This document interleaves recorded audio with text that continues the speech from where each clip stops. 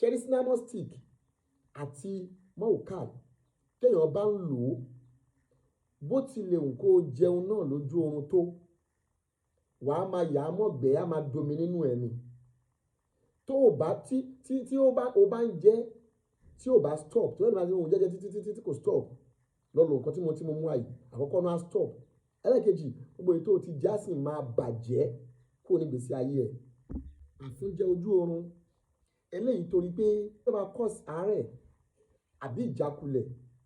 Báwo la ṣe lè lo cinnamon stick? Òun lẹ́ ń wò yìí. Gbogbo ẹ̀yin tẹ́ máa ń béèrè pé kí náà ń pè ní cinnamon stick, àwọn questions yìí yẹn tó máa wà strange, tó máa sọ ma sọ pé èèyàn fún bí ẹ ṣe fẹ́ dáhùn ẹ̀, àwọn ìdáhùn sí ìbéèrè yẹn nínú ẹ̀ la mú wáyé. Cinnamon stick lẹ́ ń wò yìí. Mo sọ pé àwọn kan máa ń pè ní òrìrà. Èmi ò tí ì rí tí wọ́n ti confirm pé òrìrà náà pè ní cinnamon stick o. Epo igi kan ni tí a mọ̀ sí cinnamon stick. Gbogbo nǹkan kọ́ ni mo mọ̀. Wọn bá bí tí n bá mọ̀ ni máa sọ̀rọ̀ dé. Torí ẹnìkan kan ò ní island of knowledge. Oúnjẹ ojú oorun ó máa ń fa setback, ó máa ń fa àárẹ̀. Nǹkan méjì tó bá sábà ń fà nìyẹn. Mi ò sọ ẹni tí ebi bá pa sùn o, tí ebi bá pa èèyàn sùn, ó súnmọ́ kó jẹun lójú oorun. Ṣùgbọ́n ebi ò pa ẹ́ sùn, ó wá ń jẹun lójú oorun, mọ̀ pé wà spiritual nìyẹn. Cinnamon stick, báwo la ṣe ń lò ó? Ẹ lọ wá cinnamon stick tó pọ̀ dáadáa, òun rèé. Tẹ́ ẹ bá jẹ́ ó máa ta yẹ́rẹ́yẹ́ lẹ́nu, a máa fi treat infection and others àti bẹ́ẹ̀ bẹ́ẹ̀ lọ. Now, cinnamon stick àti mọ́ùkàl lẹ́wọ̀n yẹn ti rí cal water, kí ló kọ sí cal water, ṣe ti rí. Now, tí ẹ bá rí mọ́ùkàl, ẹ ṣẹ̀ṣẹ̀ wá tún wá lọ wá èso bombom tó pọ̀ dáadáa. Èso bombom, oyún tí bombom bá ní, ìso ní fi ń so. Gbogbo oúnjẹ tó ń jẹ lójú oorun yẹn á sì máa di omi nínú ẹ̀, á máa di so, kò ní lè ní effect kankan nígbèsí ayé ẹ̀ mọ́. Ẹ lọ wá èso bombom pẹ̀lú cinnamon stick, ẹ gún papọ̀ dáadáa kó kúnná dáadáa. Tó bá ti wá kúnná kò jù bẹ́ẹ̀ náà lọ. Ẹ wá make sure wípé ẹ gún egbò túdè díẹ̀ mọ́, egbò túdè díẹ̀ ní kẹ́ ẹ gún mọ́ o. Tó bá ti lọ pọ̀ jù ẹ máa bì ní o.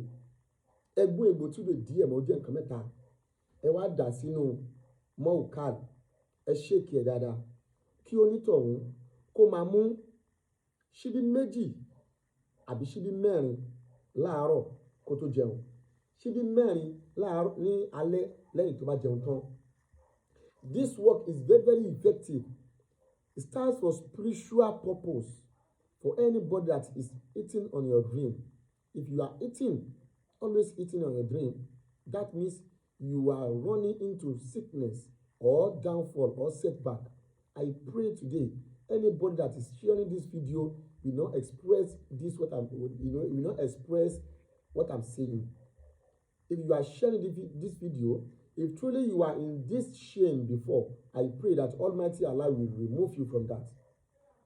Any bondage of eating on the dream, may Almighty God remove you from that. Now, how to use these recipes for stop eating in the dream? Go and look for cinnamon stick and bombom fruit, èso bombom, and egbò túdè.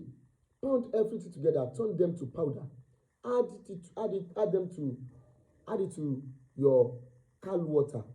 Shake it very well. Be taking it 2 spoonfuls in the morning before any meal, and 2 spoonfuls at night after your meal, after your food. If you are taking this, you just be seeing that you experience some dream, as in you are overcome some challenge on your dream. This is what the work stands for. It stands for anybody that is eating in the dream. Thank you for sharing my video.